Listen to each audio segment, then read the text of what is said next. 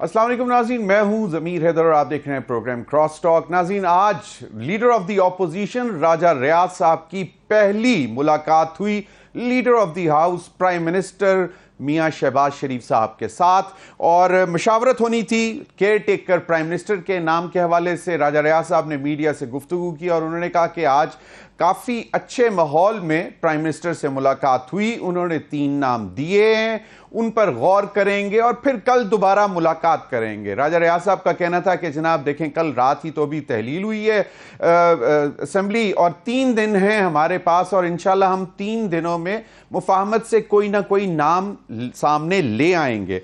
राजा रियाज साहब के हवाले से पहले ये बात हो रही थी कि जी इतना सीरियस नहीं लेना चाहिए, लेकिन अब ये लग रहा है कि राजा रियाज साहब भी अपना वजन डाल रहे हैं और being a leader of the opposition.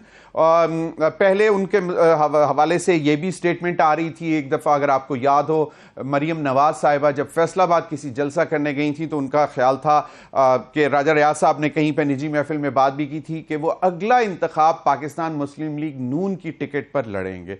इसके बावजूद वो लीडर ऑफ द ऑपोजिशन रहे और उनके ऑपोजिशन में थे जो PMLN के प्राइम मिनिस्टर उनके साथ बैठे हुए थे, तो उनकी वो ऑपोजिशन में रहे। अब उनका ये ख्याल है कि जनाब गौर करेंगे, वो जो 3 नाम आए हैं प्राइम मिनिस्टर की तरफ से और जो इन्होंने नाम दिए हैं उसका उन्होंने नहीं बताया कि जी प्राइम मिनिस्टर ने उन पर भी गौर करने को कहा है कि नहीं कहा, या सिर्फ इन्होंने ही उन 3 नामों पर गौर करना है और उसमें से फिर एक जो है चूज करना है।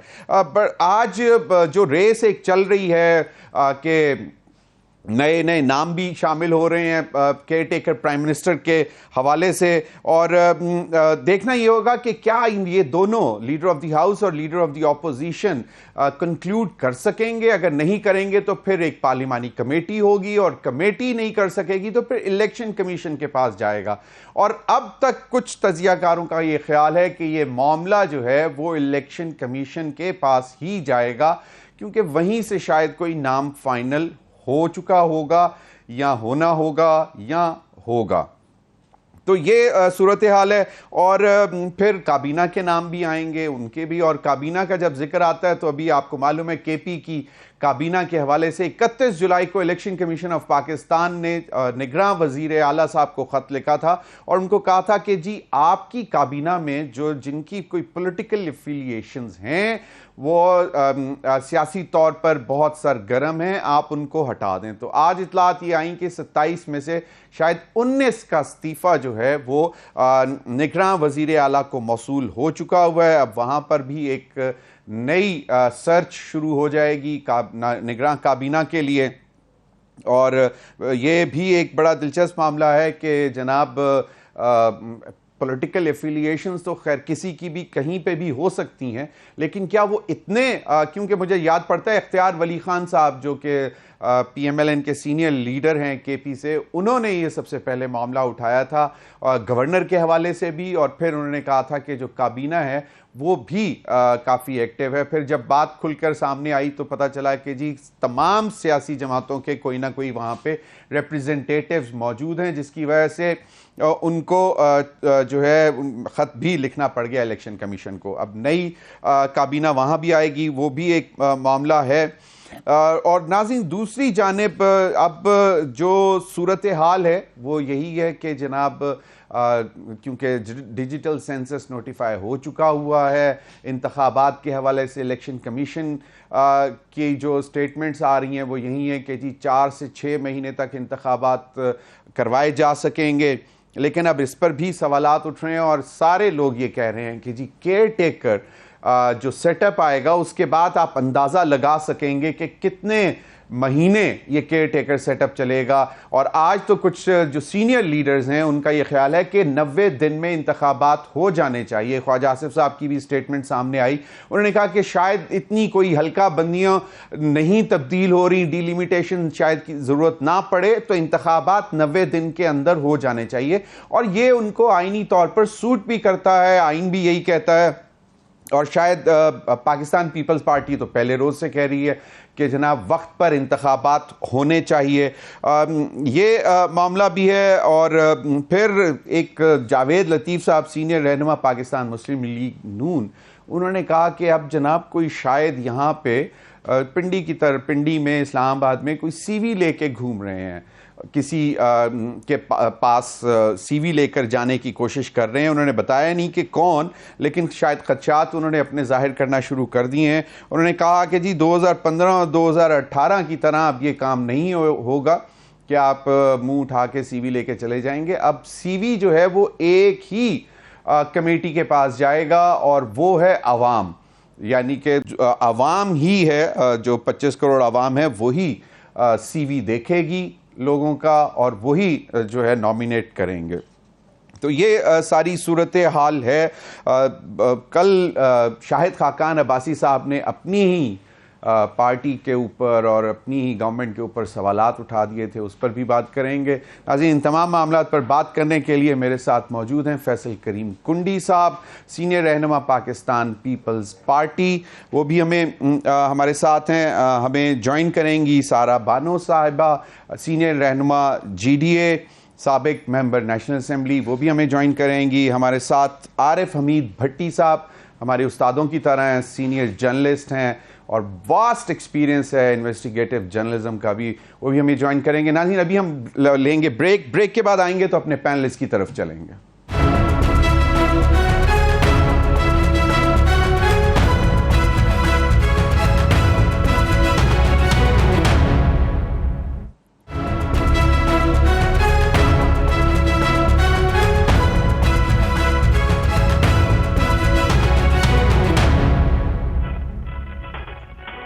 वेलकम बैक नाज़रीन, गुफ्तगू का आगाज सारा बानो साहिबा से करेंगे, लेकिन पहले जो ऑपोजिशन लीडर राजा रियाज अहमद खान साहब ने जो बात की वो जरा सुन लें।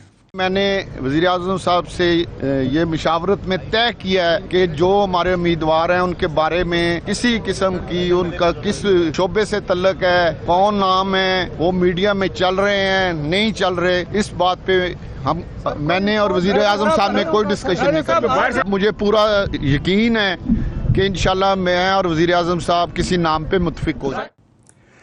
सायरा बानो साहिबा, आपके लीडर ऑफ द ऑपोजिशन, क्योंकि आप भी ऑपोजिशन बेंचेस पे बैठती थी, पहले तो ये बताएं कि आज पहला दिन कैसा गुजरा टैग उतरने के बाद MNA का?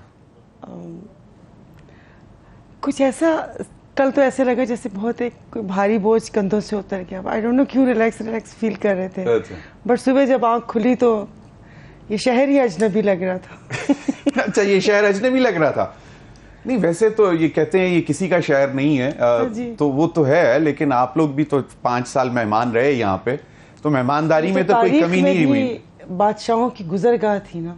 अच्छा, तो आप भी तो माशाल्लाह बादशाह, MNA पाकिस्तान का सबसे बड़ा house, national assembly, lower house चलें जो भी है, लेकिन नेशनल असेंबली का मेंबर होना, तो क्यों उदासी क्यों फील हुई आज सुबह शहर में या वैसे क्या हो गया, जल्दी खत्म नहीं हो गया टाइम? जल्दी खत्म नहीं हो गया, मतलब नहीं, वो उस हिसाब से देखें तो कहते हैं ना कि वक्त मुट्ठी से रेत की तरह फिसल गया और जो एक एम या जो सोच कर आई थी वैसा कुछ कर नहीं पाई और हो नहीं सका। मसलन क्या था जो नहीं हो सका? कोई एक ऐसी चीज जो समझती हैं आपके ये वाहिद एक चीज है जो हो जानी चाहिए थी या आपको कर लेनी चाहिए थी? देखिए, जिस वक्त हम लोग आए तो उस वक्त हम लोग PTI के इत्तेहादी थे और उनका एक 2-3 नारे मुझे बहुत अच्छे लगते थे कि इदारों में रिफॉर्म्स। ओके। तो मुझे ये था कि अदलिया होगी, ब्यूरोक्रेसी होगी, मतलब इसमें कुछ रिफॉर्म आएगा कि मतलब जो एक आवाम को कभी सोचा था कि राजा रियाज साहब आपके लीडर होंगे, आप उनको पीछे, मतलब आप ऑपोजिशन पे बैठेंगी? नहीं, और राजा सोचा नहीं था, लेकिन देखिए ये जगह तो PTI वाले खुद से देकर गए ना, तो कोई दूसरा फिर कोई ऑप्शन भी नहीं था। ऑप्शन नहीं था। क्या वजह है कि राजा रियाज साहब ने कहा कि जी वजीर आजम ने जो 3 नाम दिए उन पे मैं गौर करूंगा, ये नहीं बताया कि उन्होंने भी कोई नाम दिए हैं कि नहीं और वजीर आजम भी गौर करेंगे कि नहीं, या बस खानापुरी? या मुझे बता दें कि दोनों को ही नहीं पता। क्या ऐसा लग रहा है? अच्छा, लग रहा है, वरना तो राजा आपके पास इंफॉर्मेशन भी होती है, आप बिटवीन द लाइंस कह जाती हैं लेकिन बताती नहीं है। अब देखिए ना राजा साहब, आप कह रहे हैं कि अपोजिशन की जमात तो मैं भी हूं ना GDA। आप हमसे मुशावरत की थी उन्होंने? नहीं, उन्होंने तो बिल्कुल उन्होंने जो ऑपोजिशन के नाम थे वो भी नहीं आपसे शेयर किए? वो नाम भी नहीं शेयर किया, हमसे भी नाम नहीं लिए। मुझे नहीं पता नाम, जाहिर है अब उनके पास एनवेलप था तो हमारे पास भी एनवेलप था। एनवेलप, ये वो कह रहे हैं कि एनवेलप नहीं वो लिफाफा नहीं, अच्छा, कि भाई ऐसा हमने कहा कि कोई ऐसा एनवेलप हो जिसमें कोई खुफिया नाम हो, हमसे शेयर करें, फिर हम भी बताएंगे।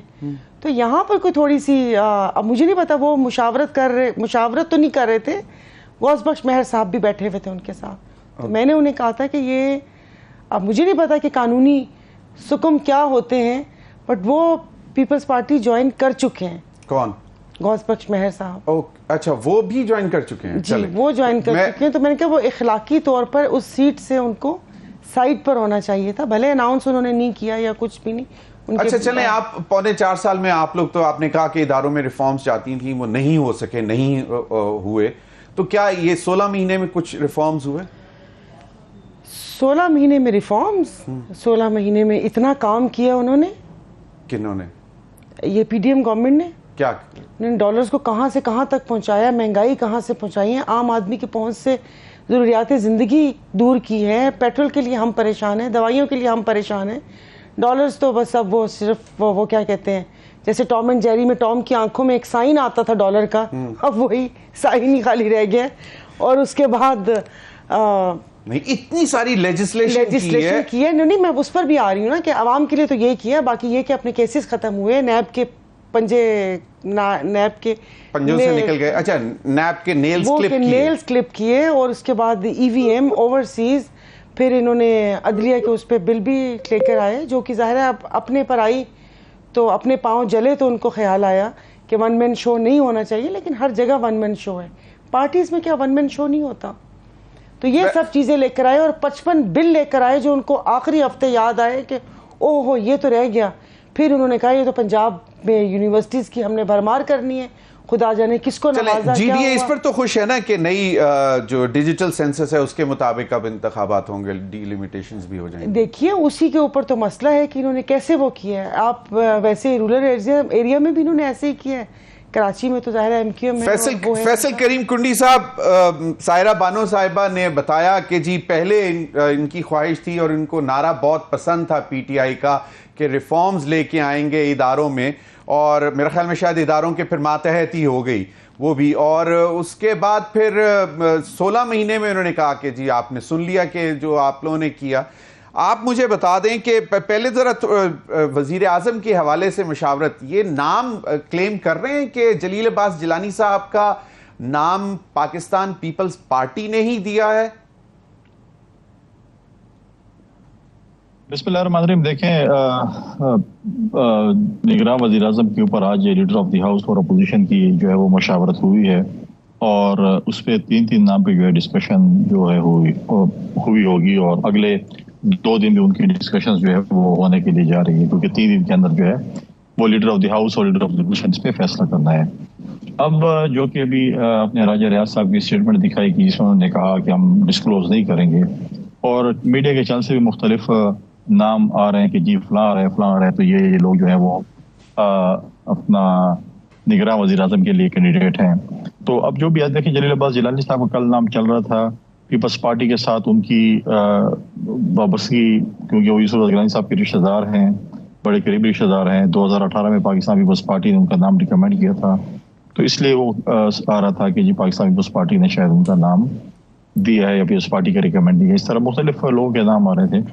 मैं उस कमेटी का मेंबर नहीं हूँ, लेकिन डेफिनेटली जो भी नाम पीपल्स पार्टी ने दिए या बाकी इत्यादी जमातों ने दिए, उसमें से 3 शॉर्ट लिस्ट हुए होंगे, और 3 शॉर्ट लिस्ट के बाद जो है वो वज़ीर आज़म साहब जो है वो लीडर ऑफ द अपोजिशन के साथ जो है मशावरत के लिए वो बैठे हैं। तो मैं समझता हूँ कि 2-3 दिन में चीज़ें क्लियर हो जाएंगी। हमें इतना टेंशन नहीं लगे कौन वज़ीर आज़म आ रहा कौन नहीं आ रहा। हमें चाहिए कि हम ऐसे वज़ीर आज़म को लाएं कि जो इस रोजाना एक नया नाम ऐड हो रहा है। आज सादिक संजरानी साहब का भी नाम आ गया, तो आप क्यों टेंशन ले रहे हैं? जिनके नाम ऐड हो रहे हैं एक नहीं बनना है ना। 24 अभी नई आबादी कितनी, 24 करोड़ पत्नी कितने लाख हो गए, तो एक बंदे नहीं बनना है तो बनने दे। नहीं, मुझे टेंशन ये है कि हमारे दोस्त आरिफ हमीद भट्टी साहब का नाम क्यों नहीं आया। मुझे टेंशन ये है कि क्या वज़ीर आज़म नहीं बन सकता जर्नलिस्ट आरिफ हमीद भट्टी साहब जैसे सीनियर? जी क्यों नहीं बन सकते? आप वज़ीर आला बन सकते हैं, आप लोग वज़ीर आला बन सकते हैं और वज़ीर बन सकते हैं, तो आप वज़ीर आज़म भी बन सकते हैं। एक सीढ़ी और आपने तय कर दी है। तो सही ये है कि अब अच्छा चले बता दें, सायरा बानो साहिबा ने जो बात की, लेकिन सर बानो साहब ने जो बात की ये इत्तेहादी थी पीटीआई की, और उसके बाद उन्होंने कहा कि हम जिस नारे पे थे और उस नारे पे इम्प्लीमेंट नहीं हो सका उनका था। अभी 16 महीने में बिल्कुल इन्होंने बात की कि महंगाई हो गई, चीजें हो गई, ठीक है। मैं उस पर ये नहीं कहूँगा कि जैसे माजी में कहते हैं कि आपका दिया तोहफा था, लेकिन आप बताएं कि वो महंगाई का सफर 2018 से शुरू हुआ, क्या आपके दौर में महंगाई नहीं थी? इस दौर में निगरान हुकूमत में महंगाई बढ़ेगी। जब आप IMF के पास जाएंगे, जब आप कर्जा लेंगे तो आप कीमतें तेल की भी बढ़ाएंगे, आप जो है बिजली की बढ़ाएंगे, आप जो है गैस की बढ़ाएंगे। कौन कहता है कि आप कर्जा लेंगे और आपकी कीमतें? लेकिन उसका अमर ये है, अब हमें जो है एलीट क्लास को जो है उसको जो है आपको टैक्स जोन में जब तक नहीं लेंगे और आप मिडिल क्लास को और गरीब के तबके के लोग हैं उनको टैक्स के नीचे कुचलेंगे, तो ये चीज़ों की हमें चाहिए कि हमें जो भी हुकूमत है, जो भी वो है, हमें जो है ये एलीट क्लास को भी टैक्स जोन में लेके आना चाहिए। अगर आप इस्लामाबाद में एक पोश इलाके में घूमें अभी भी, तो आपको नहीं लगता कि इस मुल्क में महंगाई होगी। आप किसी कैफे में, किसी रेस्टोरेंट में आपको टेबल भी नहीं मिलती, लेकिन आप जब मिडिल क्लास लोगों के उसमें जाएं या गरीब लोगों के पास जाएं तो आपको पता चलता है कि कितना क्रश हो रहे हैं वो लोग। जहाँ तक कानूनसाजी की बात है, मौजू में भी गलत कानूनसाजी हुई है। हमारे भी इस 16 महीने में जो कानूनसाजी है इसमें कुछ एज ए पोलिटिकल वर्कर मुझे कुछ कानूनसाजी पे डेफिनेटली एतराज है। और यूनिवर्सिटियों की बात इन्होंने की, बिल्कुल मुझे इस पर भी एतराज है कि धड़ाधड़ इतनी यूनिवर्सिटियाँ जो है, अचानक हमें ख्याल है कि पाकिस्तान में जो है 15, 20, 30 वॉटेवर, मुझे नहीं पता, क्योंकि सर बानो साहब मेंबर, इनको पता होगा कितनी यूनिवर्सिटियाँ अल्लाह के फजल से जो है अप्रूव हो चुकी है। इतनी यूनिवर्सिटियाँ की पाकिस्तान में जरूरत थी और उन्होंने फिर जो उसको अप्रूव कर दी। सही, बिल्कुल। आरिफ हमीद भट्टी साहब, आप मुस्कुराए भी पहले ज़ेरे लब, उसके बाद फिर आप खुल के भी मुस्कुराए। मैं अब सवाल नहीं करूंगा, आप जवाब दे दें। आपने दोनों लीडर्स को सुन लिया, एक ऑपोजिशन की लीडर साबिक नेशनल असेंबली की और एक हुकूमती लीडर। बिस्मिल्लाहिर्रहमानिर्रहीम। एक तस्वीर आपको बहुत बहुत मुबारक हो और आपके 92 चैनल को भी मुबारक हो। मोहतरमा सायरा साहबा ने कहा कि 16 माह बड़े बुरे गुजरे, तारीख के बदतरीन गुजरे। ये कहते थे इमरान खान ने असेंबली क्यों तोड़ी, तो अब 2 दिन पहले क्यों तोड़ी है सिर्फ 60 दिन लेने के लिए। फरमाते हैं मेरे भाई के सायरा बानो साहब 56 बिल लाए, खुदा रसूल का वास्ता है 156 बिल ले आओ, 556 बिल ले आओ, सीक्रेट एक्ट ले आओ, साफत पर कदगन लगा दो, प्राइमरी आर्टिकल, गैस बिजली के बिल कम कर दो और रोजमर्रा की अशिया लोगों को 2 वक्त की खाने के दे दो। और खुदा का वास्ता है वो 101 बिल ले आओ। लेकिन खुदा रसूल का वास्ता है, मेरे भाई नहायत काबिल एहतराम फैसल कुंडी साहब कहते हैं होटलों में जगह नहीं मिलती। ये 1 या 2% है मुल्क की टोटल पॉपुलेशन। अगर फिगर देख लें सरकार के, 80% लोगों की इनकम 30,000 से कम है, उसके 4 बच्चे हैं। ये घूम फिर के 1-2% लोगों के लिए पाकिस्तान है, जो इस्लामाबाद के सरीना में भी होगा, लाहौर के अवारी में भी होगा, पीसी में भी होगा। और भाई 90% लोगों के पास साफ पानी नहीं है, खाने के लिए रोटी नहीं है, माँ गुर्दा बेच के लोगों के घरों में सफाई करके बच्चा बढ़ाती है, नौकरी नहीं है। तो खुदा का खौफ करो भाई। ये 16 माह तो मैं ये नहीं कहता कि इमरान खान साहब के तारीखी थे, उसमें भी उस्मान बुज़दार जैसे लोग पंजाब का मसलत रहे। वो जो जुल्फी बुहारी था, जुल्फे अपनी सीधी करता था, वो जब से गई है हुकूमत मुल्क से ही भाग गया। शहजाद अकबर रोजाना प्रेस कॉन्फ्रेंस करता था, मुल्क से भाग गया। लेकिन ये 16 माह तगीर साहब तारीख लिखेगी, हिस्ट्री, ये मसख नहीं कर सकते। जो बदतरीन तशद्दुद हुआ, रियासती इंतकाम हुआ, साफत पर कदगन हुआ, लगड़ बगड़ की सिफारिशें की जाती है, इसको टीवी में बढ़ाओ और उसको अफेयर कर दो। अब हम निगरान हुकूमत से तवक्को ये करते हैं, हमारे लिए हर पॉलिटिशियन काबिल एहतराम है, खुदा के लिए रूल ऑफ लॉ लाओ, आइन की हुक्मरानी लाओ, अदालतों का एहतराम करो, वो पॉलिसी बनाओ जिसमें आम आदमी को रोजगार मिले, ना सरीना, ना आवारी, ना दुबई में अरबों खरबों रुपए के मालिक लंदन में और अमेरिका में प्रॉपर्टी वाले। उनके लिए कानून साजी बहुत कर लिया आपने। अब यार 90% लोगों को दे दो जिसके लिए कायदे आज़म ने पाकिस्तान बनाया था। अब उनका भी तो 70-75 साल बाद थोड़ा सा हक है। हम निगरान हुकूमत से यही तवक्को करते हैं। साहब, आपने निगरान हुकूमत के सामने जो है वो दुखड़ा तो रो दिया, लेकिन निगरान हुकूमत अभी तक तो वजीर आजम नहीं आया, तो हुकूमत तो बनने में भी टाइम लगेगा। राजा रियाज साहब के हवाले से जो उन्होंने कहा कि जी वजीर आजम ने 3 नाम दिए हैं, तो उन्होंने मुझे नहीं मालूम, कुंडी साहब का तो ख्याल है कि जी उन्होंने भी नाम दिए होंगे, लेकिन उन्होंने जिक्र नहीं किया, और ना ही सायरा बानो बता रही हैं कि हमसे मुशावरत की है। ये दोनों मेरे वो दोनों काबिल एहतराम मेहमान ठीक कह रहे हैं, क्योंकि दोनों ने नहीं लगाना। राजा रियाज वही है ना जो बल्ले के निशान पे गालिबन MNA हुए थे, तो मुझे याद है फैसलाबाद में नारे लगा रहे थे ये PTA के चेयरमैन के, इनका गला गिर गया और जूती से स्लिप हुई, गिरने लगे। बल्ले के निशान पे मुंतखब हुए राजा रियाज, शेर के ख्वाहिश रख रहे हैं इलेक्शन लड़ने की, और अपोजिशन लीडर भी है। बिल्कुल, क्या मजाक है ये? मैं आपको बेवकूफ नजर आ सकता हूँ, ये बनाएंगे ये और भाई ये नहीं। तो आपको लगता है, अच्छा भट्टी साहब, लगता है कि ये इलेक्शन कमीशन तक जाएगी बात? ये जिस सिलेक्शन कमीशन तक जाएगी वो ही करेंगे। आप फिक्र ना करें, इस बात का जिक्र ना करें। भट्टी साहब, इलेक्शन कमीशन मैंने बोला है, सिलेक्शन कमीशन नहीं। ओ मैं माफी चाहता हूँ, स्लिप ऑफ टंग, मुझे माफ कर दीजिएगा। अल्लाह की कसम, मुझे अरशद शरीफ अपनी जान से अजीज है, मैं अभी उसके पास नहीं जाना चाहता। इनके पास इंतजामत थे, PDM के पास। नहीं, अल्लाह आपको सलामत रखे और अरशद शरीफ के दर्जात बुलंद करे, अल्लाह मियां। बिल्कुल, मैं रखे। लेकिन मेरी गुजारिश है, ना नवाज शरीफ और शहबाज शरीफ और मोहतरमा मरियम नवाज साहब के दरमियान PM के कैंडिडेट के लिए इख्तलाफात है, नून लीग के साथ भी इख्तलाफात है। चंद दिन पहले शहबाज शरीफ साहब जो वजीर आज़म थे, है या नहीं, अहम तरीन शख्सियत के पास गए। अल्लाह का वास्ता है, हफीज शेख पे मुझे एतराज है, लेकिन भाई कुछ और कह रहा है और कुछ कह रहा है। अब 13 जमातें हैं, 2-2 एक जमात दे, 26 हो गए। अपोजिशन लीडर जिसने शेर बल्ले से शेर पे जाकर लड़ना है, 3 उसके 29 एक महीने के लिए लगा दे। वज़ीर आज़म कानून में कहाँ लिखा 90 दिन में इलेक्शन कराने? एक महीने के लिए 26, मतलब 26 महीने आप केयर टेकर सेटअप चलाएंगे? 26 नाम तो हर जमात का होना चाहिए ना, गो के उनके प्लानिंग 9 साल है, मैं तो कम कर रहा हूँ। हर जमात का एक वज़ीर आज़म। यार नहीं सगीर भाई, ये ज्यादती ना करें, पॉलिटिशियन इतनी मेहनत करते हैं हमारे। एक जमात 13 जमातें हैं यार, एक को दे दे, एक महीना। चलें, एक महीना, चलें वे एक महीना दे देते हैं जी। अब क्या करें, मजबूरी है।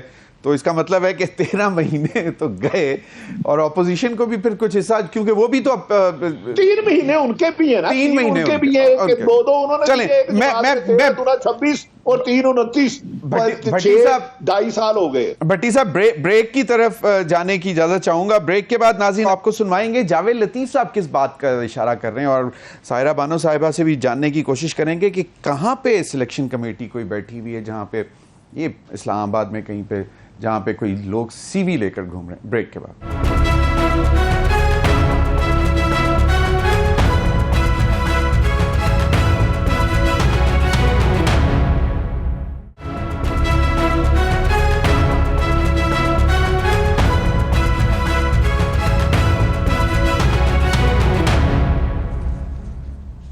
वेलकम बैक नाज़रीन। जावेद लतीफ साहब ने क्या बात की है जरा सुन लें, और फिर मैं अपने पैनलिस्ट से जानने की कोशिश करूंगा कि ये सिलेक्शन कमेटी कौन सी है। कुछ लोग आज CV लेकर सिलेक्शन कमेटी को देख रहे हैं, जो सिलेक्शन कमेटी टूट चुकी है, जो 2015 में वजूद में थी, जो 2018 में वजूद में थी। उस वक्त CV लेकर लोग फिरते थे, आज भी उस गुमान में कुछ लोग CVयां लेकर फिरते हैं। मगर अब जो इंतखाबी कमेटी है उसका नाम है 25 करोड़ अवाम। अब इंतखाबात में जिसकी CV बेहतर होगी उसी को लोग मुंतखब करेंगे। जी सायरा बानो साहिबा, अवाम जो है वो इंतखाबी कमेटी है, वो सिलेक्शन कमेटी है, और ये जा पाएंगे अब अवाम के पास? नहीं, अवाम के पास अब देखिए ना, अब आखिरी दिन आ गए और ये चूरन बिकना शुरू हो गए। अवाम के पास जैसे अवाम को माथे का झूमर बना के रखा हुआ है, अवाम की चीखें निकल चुकी हैं, उनकी कोई दाद रसी के लिए नहीं इनके पास से पहुंचा। और ये अभी मैं एक किसी से बात चल रही थी, उन्होंने कहा जब IMF का प्रोग्राम होता है तो फिर ये कर्जे लिए भी जाते हैं और ये सारा कुछ हुआ जाता है, सख्तियां भी आती हैं। और कल किसी ने स्पीच में बोला था कि हमने अपना पेट काटा है, तो टाइम नहीं मिला, वरना उनसे मैं पूछती कि भाई अपना पेट दिखा दे, तूने काटा कहाँ से है? अवाम के लिए कर्जे, इनकी तो किसी कोई अयाशियाँ ख़त्म ही नहीं हुई। अवाम को जाके क्या बताएंगे? यानी कि पीपल्स पार्टी और नून लीग अपने अपने हलकों में जाके ये कहेगी कि हम आपके लिए काम नहीं कर सके, इसलिए हम इस इत्तेहादी हुकूमत में मजबूर थे। मतलब कौन सा ऐसा वो करके, लेकिन मेरा नहीं ख्याल कि अब अवाम इस झांसे में आएगी, क्योंकि बहुत बुरे हालात हो चुके हैं। पाकिस्तान पीपल्स पार्टी तो अब बहुत कन्वीनियंटली ये कहेगी ना कि जनाब फाइनेंस मिनिस्टर इसाक डार थे और वो किसी की सुनते ही नहीं थे, और हमारे पास तो एक ही थी जो काम की बड़ी वजारत थी, वजारत खारजा, उसमें बहुत ज्यादा कामयाबियां हासिल की और वजीर आजम खुद तारीफ करते रहे बिलावल भुट्टो की। तो वो तो बड़े कन्वीनियंटली कहेंगे कि जी ये महंगाई में पीपल्स पार्टी का नहीं, मेरी तो जिससे बात होती है तो वो कहते हैं हमारी हुकूमत थोड़ी है। तो पर अपनी हुकूमत नहीं है तो साथ क्यों है? ये तो पंजाबी में वही कौन कहते थे? पीपल्स पार्टी वाले। पीपल्स पार्टी वाले जाहिर है, हम सफर भी करते हैं, कराची से साथ आते हैं, जिस वक्त से कोई काम होते हैं वो सफर तो आवाम कर रही है। हम ट्रैवल करते हैं माशाल्लाह, मजे तो जहाजों पे सफर करना, टिकट्स नहीं, खैर ऐसे बात नहीं है। जिस किस्म के जहाज हैं उसमें जान हथेली पे रख के घर वालों से गुनाह बख्शवा कर जहाज में आते हैं कि माफ कर देना कोई गलती हो गई हो तो। अच्छा, तो इन्होंने कहा कि हमारी हुकूमत नहीं थी, तो फिर मजबूरी क्या थी बैठने की? अच्छा चलें, वो बताइए, ये सीवी ये पहले कौन सी सिलेक्शन कमेटी होती थी जिसका जावेद लतीफ साहब जिक्र कर रहे हैं? अब मुझे नहीं पता।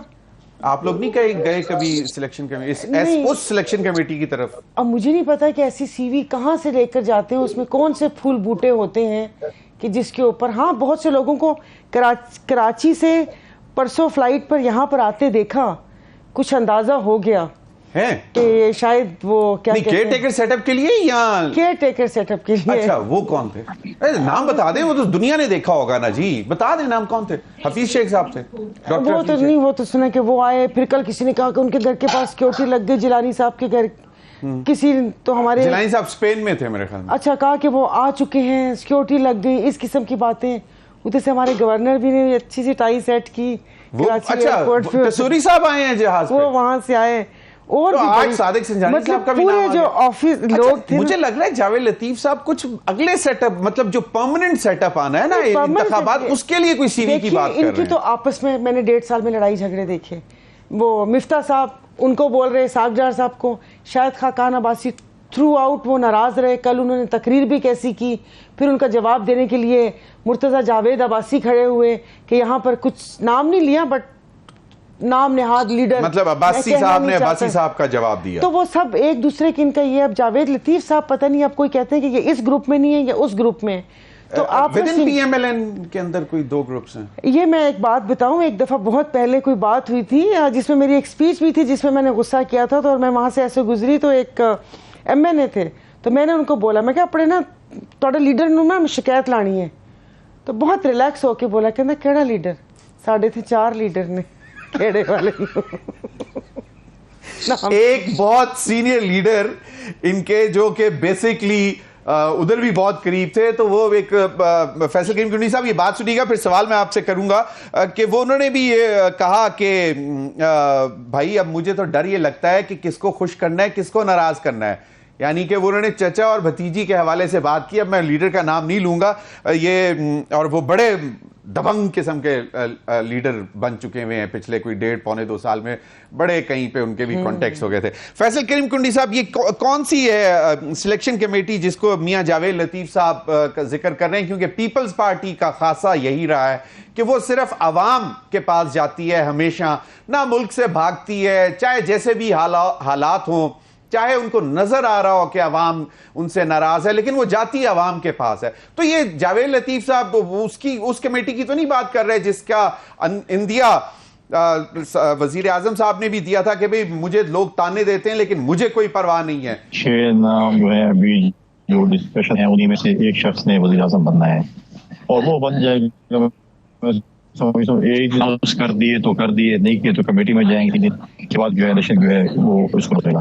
तो अब कोई सीवी वैसे तो इस्लाम मुख्तलिफ जगहों पे मुख्तलिफ, तो चंद में फैसला हो जाएगा, इतने टेंशन लेने की जरूरत नहीं, कोई ना कोई तो बन जाएगा। वो उसमें कोई भी मैं नहीं समझता कैसे टेंशन लेने की जरूरत है। आज एक काबीना देख लेंगे, फिर आपके साथ प्रोग्राम करेंगे, फिर उसके ऊपर डिबेट कर लेंगे। नहीं, टेंशन तो हमें हो रही है ना। टेंशन इस बात की हो रही है कि कहा यह जा रहा है कि जो नई केयर टेकर सेटअप आएगी वो उनके ऊपर कोई भार नहीं होगा आवाम का, तो वो तो IMF की जो कुछ शराइत ऐसी सख्त रह गई हैं वो भी डाल देंगे। तो टेंशन तो हमें है। निगरान क्यों, आप लोगों से तो ये उम्मीद थी ना कि आप लोग अवामी लीडर हैं, आप लोगों ने अवाम के पास वापस जाना है, तो आप शायद कुछ थोड़ा सा ख्याल करते रहे होंगे, लेकिन ये तो टेंशन हमें पड़ गई है। फिर आज हम ये भी सुन रहे थे कि जनाब उनके पास भी कोई एजेंडा तो होगा जिस पे उन्होंने काम करना है, कुछ सख्तियां हैं, कुछ सजाएं दिलवानी हैं, कुछ नहीं दिलवानी है, किसके एजेंडे पे चलना है नहीं चलना है, तो हमें टेंशन तो होगी ना। कुंडी साहब, थोड़ी सी हमारी टेंशन दूर कर दें कि इतना कह दें कि जी बहुत ही होम्योपैथिक सा निगरान सेटअप आएगा जिसका काम सिर्फ और सिर्फ आजाद मुनसिफाना इंतखाबात करवाना है। देखिए, मैं तो ये नहीं कह सकता कि वो कौन सा सेटअप होगा, क्योंकि मैं उस कमेटी का मेंबर नहीं हूँ, पार्टी कमेटी का मेंबर भी नहीं था। अब तो खैर पार्टियों से बात चली गई, कमेटियों की से बात चली गई है। अब तो जो है वो लीडर ऑफ द हाउस और अपोजिशन के कोर्ट में है बॉल, उन्होंने फैसला करना है।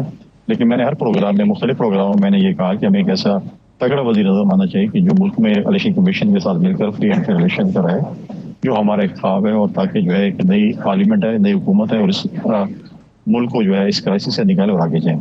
और मैं समझता हूँ कि हमें जल्द से जल्द इलेक्शन में जाना चाहिए। सही और जाना चाहिए। साहब, मुझे आपकी आवाज भी थोड़ी सी खराब हो रही है, क्विकली अगर मुझे आप सिर्फ इतना बता दें कि क्या अभी भी पीपल्स पार्टी जोर लगा रही है कि 90 दिन में ही इंतखाबात हो जाने चाहिए, या डीलिमिटेशन का मामला जो है वो जो उसके इलेक्शन कमीशन के कंधे पे रखकर जो बंदूक चला दी गई है कि जी डिजिटल सेंसस हो गया तो डीलिमिटेशंस भी होनी है, फिर 4 से 6 महीने तो कहीं नहीं गए और उसके बाद की कोई पता नहीं है। लेकिन पीपल्स पार्टी का ये अभी भी स्टैंड है कि 90 दिन में ही इंतखाबात होने चाहिए। जी बिल्कुल, हमारा ये स्टैंड है कि 90 दिन में इलेक्शन होने चाहिए। देखिए, अगर आप इलेक्शंस को डिलिमिटेशन और इस तक ले जाते हैं, फिर कल ऐसा ना हो कि सियासतदान पछताएं कि जी इलेक्शन बहुत ही जो है वो फरवरी मार्च में खुदा न खास्ता ऐसा ना हो कि ना हो, और फिर आप कहेंगे जी ये, और फिर हमारा ही कसूर होगा। क्योंकि इस वक्त CCI, इस वक्त मतलब शुमारी का क्या आपको याद आ गया, क्यों सियासी जमात इलेक्शन से भागना चाहती हैं? चाहिए कि अवाम में जाए ज्यादा। ये देखिए ना जी, पीपल्स पार्टी के सीनियर एडवा कह रहे हैं अभी आपको क्यों याद आई CCI की, पहले क्यों नहीं याद आ गई? मेरे ख्याल में 30-31 अप्रैल को रिजल्ट आ चुका हुआ था सेंसस का। बिल्कुल। मैं आरिफ हमीद भट्टी साहब, एक तो मुझे भी बता दें कि ये सिलेक्शन कमेटी की बात, सिलेक्शन कमेटी, ये सिलेक्शन कमीशन नहीं है, इलेक्शन कमीशन था। सॉरी, मैं समझा था आप इलेक्शन कमीशन है। एक तो सिलेक्शन कमेटी थी, ज़ियाउल हक ने बनाई थी, किसी को 81 में वजीर बनाया था फिनांस, फिर 85 में गैर जमाती इलेक्शन, फिर उसने मोहम्मद हां जनेजो को छुरा घोंपा, और उसके बाद एक ख्वाजा आसफ साहब जो वजीर दफा है, उन्होंने कहा 2019 में भी हमें जेल में ऑफर आई, हुकूमत ले लें, 2021 में आई। तो दर हकीकत कुछ लोगों की हिस्ट्री है वो सिलेक्शन से आते रहे हैं। और जो मुझे हैरत है कि जवेद लतीफ साहब जैसे लोग भी जमहूरियत की बात करते हैं और कहते हैं आवाम में जाना चाहिए। आवाम से तो आप इतने खौफजदा हो कि 2 दिन पहले असम्बली इसलिए तोड़े हो कि 60 दिन की बजाय 90 दिन मिल जाए, और खुद वजीर दाखिला राना सनाउल्लाह साहब फरमा चुके हैं कि इलेक्शन मार्च तक जा सकते हैं। तो वैसे भी मौजूदा हुकूमत, मेरा ख्याल है पीपल्स पार्टी को सिंध चाहिए और उनका मामला हल हो गया है। और बादी नजर में जो खबरें हैं, इलेक्शन 6 महीने से 2 साल तक इंटरम सिस्टम जा सकता है, जिसका काम इलेक्शन कराना है वो इलेक्शन कराने नहीं आ रहा, किसी और एजेंडे के तहत आ रहा है। और मौजूदा हुकूमत मुकम्मल तौर पर लूप में है। आवाम से खौफजदा लोग आवाम में नहीं जाते, आवाम से डरते हैं, ये आवाम से खौफजदा है ये। बिल्कुल भट्टी साहब, आपने सही कहा, लेकिन बात यह है कि आपने ये कैसे कह दिया कि पीपल्स पार्टी सिर्फ सिंध की तरह तक महदूद रहना चाहती है और उनको नजर आ रहा है सिंध उनको मिल जाएगा? वो तो बिलावल भुट्टो जरदारी साहब, अगले दिन मैं मुराद अली शाह साहब की बात सुन रहा था कि अगले वजीर आजम बन के आ रहे हैं वो। अच्छा, मेरी गुजारिश सुन ले, बिलावल भुट्टो साहब ने खुद फरमाया मेरे कानों ने सुना नवाज शरीफ मोदी का यार है। मेरे कानों ने सुना, मैं हल्फन कह रहा हूं ईमानदारी से, अगर मैं गलत कहूं तो आपने मुझे रोकना जरूर है, प्लीज सगीर अगर आपने ना रोका तो ये साख्ती बंदियां नहीं सर, बिल्कुल मैंने भी सुना है। शहबाज शरीफ के मुंह से सुना कि मैं आसिफ अली जरदारी को पटा डाल के घसीटूंगा लाहौर लाड़काना में। अब मैंने नहीं, ईमानदारी से बताना, मुझे झूठ नहीं बोलना, मैं उनकी कौन कौन सी बात मानूं।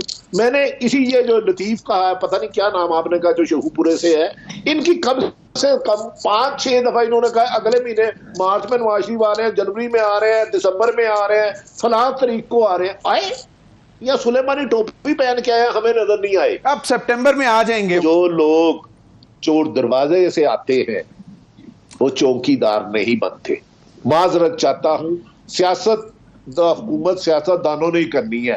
अगर अब ये इलेक्शन डिले हुए, मुसलसल है 15 साल जमहूरियत का, तो फिर क्या सियासतदानों से हम ये सवाल ना करें? मोहतरम, आपने खुद इलेक्शन डिले की है, आपके वज़ीर दाखिला कह रहे हैं आपने कहा मर्दमशुमारी नहीं के तहत कराने हैं, हल्का बंदी नहीं, कुंडी साहब ने कहा था कि ऐसी बिल्कुल ये जो है ना, बिल्कुल अगर करना ही था तो सीसीआई का जो इजलास है वो नोटिफाई वो कुछ मेरे महीना 1.5 महीना पहले भी हो सकता था। राना सनाउल्लाह साहब का देख ले कि 6 महीने मार्च और अप्रैल में भी हो जाए तो क्या फर्क पड़ता है? मैं नहीं कह रहा। हाँ नहीं, लेकिन मार्च में सेनेट के इंतखाबात है, इस पर ये भी एक बड़ा एक आईनी बहरान आ जाएगा कि आधी फेडरेशन आपकी रिप्रेजेंट नहीं कर। पाकिस्तान में आइन तो है नहीं, तो बहरान कहां से ढूंढ रहे हैं? पंजाब में यार इख्तिलाफ राय की इजाजत दे दे। आइन है, आइन में तो लिखा हुआ है कि 90 दिन में इलेक्शन कराने हैं पंजाब और केपी में। आइन में लिखा हुआ है सुप्रीम कोर्ट कोई हुक्म दे तमाम अदारे पाबंद है उस पर इंप्लीमेंट कराने का। 3 नुकनी जज से बात का फैसला था, 14 मई को इलेक्शन होगा। बिल्कुल आपका पॉइंट सही है सारा बानो साहिबा। अब आप मुझे बता दें दूसरा, वो अब मैं आप बता चुकी हैं, वैसे मैंने वो शायद खाकान अब्बासी साहब की भी रखी हुई थी, ये सितंबर में आ जाएंगे मियां नवाज शरीफ साहब? वैसे सुन रहे हैं कि कोई मामला कहीं पे गड़बड़ है, आप भट्टी साहब ने भी कुछ इशारतन बताया है, रौला है कहीं ना कहीं पे, लेकिन हम उस तरफ नहीं जाते, पर जलते हैं हमारे। आप दबंग हैं, आप बोल सकते हैं, आप बोल सकते हैं। पता नहीं अब ये हम कबूलियत और मकबूलियत के बीच में फंसे हुए, क्या होता है, वो हो गई तो ये ना हुई तो वो हो गई।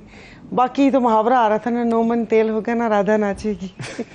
नौमन तेल सगीर सहरा साहबा से एक पूछ ले, क्या उन्हें 3 माह में इलेक्शन नजर आ रहे हैं? जरा हमारी रहनुमाई चलें जी। सर जी मेरी तो नजर ही बड़ी कमजोर है, मुझे नहीं नजर आ रहे। चलें कुंडी साहब, हुकूमत की नीयत भी कमजोर है। चलें बिल्कुल सही। अच्छा चलें सारा बानो साहब, क्विकली मुझे ये बता दें कि अभी ये जो सारी सूरत हाल बनी हुई है, आपको क्या लगता है कि ये जो आने वाला सेटअप होगा ये कुछ बेहतरी ला सकेंगे हमारे लिए? क्योंकि जिस तरह मैंने कहा कि उनके ऊपर तो कोई भार नहीं, उनके ऊपर कोई बोझ नहीं है। आप पंजाब गवर्नमेंट से, हाँ हम ऑनलाइन चंदा मुहिम शुरू कर सकते हैं कि आप नजराने दे सकते हैं, इस किस्म के काम कर सकते हैं। बेहतरी क्या लाएंगी? मतलब ना उनको कोई आवाम जानती है, मुझे क्या पता कहाँ से वो उड़कर आ रहे हैं, मुझे तो नहीं पता। अच्छा चलें क्विकली इस बात पे कमेंट कर दें कि इलेक्शन कमीशन खत लिखता है केपी के चीफ मिनिस्टर को कि जी ये जो जिनकी पॉलिटिकल एफिलिएशंस हैं इनको हटा दें। तो हमारे जो chief minister care taker chief minister हैं उनकी तो किसी से कोई पॉलिटिकल एफिलिएशन नहीं है, ना पंजाब में ना केपी में, ना आने वाले। कौन से? केयर टेकर चीफ मिनिस्टर जो पंजाब के। अरे उनकी तस्वीरें वायरल होती हैं, लोग उनको अपना बेटा कहते हैं, कोई कह रहा है मेरा बच्चा है, कोई कहता है मेरा रिश्तेदार है। तो इलेक्शन कमीशन ने उनको तो खत नहीं लिखा। आरिफ उम्मीद भट्टी साहब क्विकली इस पे कमेंट कर दें क्योंकि ये बड़ा संगीन मामला है। 19 वुज़रा रिजाइन कर गए केपी में। देखें, गुजारिश ये है कि निगरान हुकूमत का काम इलेक्शन कराना है, तो लेकिन जब निगरान हुकूमत इलेक्शन के अलावा हर काम करेगी तो फिर वो 3 महीने रहे या 2 साल रहे, तानू की ते सानू की, जिस मुल्क में आइन और कानून की हुक्मरानी ना होगी उस मुल्क में अवाम अल्लाह की तरफ ही सजदा रेज़ होगा। सही। अपनी केपी के नहीं, मैंने केपी में मैंने कहा था कि वैसे भी मतलब चीफ मिनिस्टर की भी तो बात हो सकती है ना, कि उनकी भी तो पॉलिटिकल एफिलिएशन। बस अब तो सच्ची में एक वो धुंधला देख के मेरी आंखें दुख गई हैं। वो कहते हैं ना कि खूब पर्दा है कि चिलमन से लगे बैठे हैं, साफ छुपते भी नहीं, सामने आते भी नहीं। जना मुझे प्रोग्राम क्लोज करना है। कुंडी साहब फाइनल कमेंट, ये बाकायदा इसको आप लोग भी सिंध में ये जेरे मतलब रखेंगे नजर में कि कोई पॉलिटिकल एफिलिएशन ना हो किसी भी बंदे की? देखिए जमीर साहब, कभी आपने ये देखा किसी सियासतदान को कभी आपने डेपुटेशन पे जज बनाया हो या ब्यूरोक्रेट बनाया हो कि क्या सब ने आके हम सियासतदानों पे ही आकर इंक्रोचमेंट करनी है और आप कहें कि जी ये अच्छा जज रिटायर्ड होगा या अच्छा ब्यूरोक्रेट रिटायर्ड होगा, वो फ्री एंड फेयर इलेक्शन करा लेगा, ठीक है?